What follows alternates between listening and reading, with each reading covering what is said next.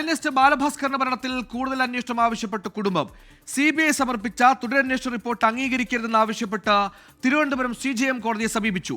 കുടുംബത്തിന്റെ ഹർജിയിൽ CBIക്ക് കോടതി നോട്ടീസ് അയച്ചു. സലീം മാലിക് തിരുവനന്തപുരത്ത് ചേരും. സലീം, ഈ ബാലഭാസ്കറിന്റെ മരണം കൊലപാതകമാണെന്നും സ്വർണ്ണക്കടത്ത് സംഘത്തിന് പിന്നിൽ പങ്കുണ്ടെന്നും പിതാവ് നേരത്തെ ആരോപണം ഉന്നയിച്ചതാണ്. CBI അന്വേഷണം വന്നപ്പോഴും CBI അന്വേഷണത്തിന് വഴങ്ങിയില്ല, അല്ലെങ്കിൽ CBI ഈ പറയുന്ന പേരിൽ വസ്തുതാപരമായ അന്വേഷണം നടത്തിയില്ലെന്ന ആരോപണം കുടുംബം നേരത്തെ ഉന്നയിച്ചതാണ്.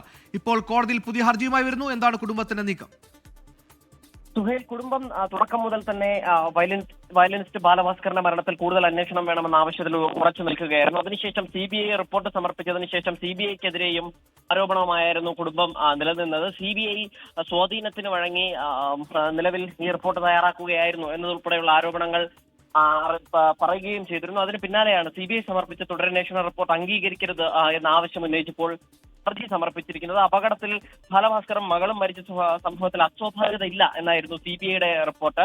നിലവിൽ ഈ ഹർജിയുടെ പശ്ചാത്തലത്തിൽ CBIക്ക് കോടതി നോട്ടീസ് അയച്ചിട്ടുണ്ട്. 2018 സെപ്റ്റംബർ 25-നായിരുന്നു ഈ ബാലഭാസ്കറുമായി ബന്ധപ്പെട്ട അപകടം ഉണ്ടായത്. അതിനുശേഷം പിന്നീട് പല ഘട്ടങ്ങളിലും പല വിവാദങ്ങളും ഉണ്ടാവുകയും അന്വേഷണത്തെ ചൊല്ലിയൊക്കെ കുടുംബം പലതവണ ആരോപണങ്ങൾ ഉയർത്തുകയും ചെയ്തതുമായിരുന്നു. സുഹേൽ, എന്തായാലും ബാലഭാസ്കർ മരിച്ച് വർഷങ്ങൾ കഴിയുമ്പോഴും ആ മരണവുമായി ബന്ധപ്പെട്ട ദുരൂഹതകൾ തീരുന്നില്ല. പിതാവ് പറയുന്നത് പോലെ അന്ന് വാഹനം ഓടിച്ചു എന്ന് പറയുന്ന അർജുൻ സ്വർണ്ണക്കടത്ത് സംഘത്തിന്റെ ആളാണെന്നും ഈ ബാലഭാസ്കറിന്റെ അപകടത്തിനും ഈ മരണത്തിനും പിന്നിൽ സ്വർണ്ണക്കടത്ത് സംഘത്തിന് പങ്കുണ്ടെന്നുള്ള ആരോപണം അത് ആവർത്തിച്ചുകൊണ്ടേയിരിക്കുകയാണ് പിതാവ്. CBI അന്വേഷണത്തിലും തൃപ്തിയില്ല എന്ന് കാണിച്ചാണ് ഇപ്പോൾ പിതാവ് കോടതിയെ സമീപിച്ചിരിക്കുന്നത്.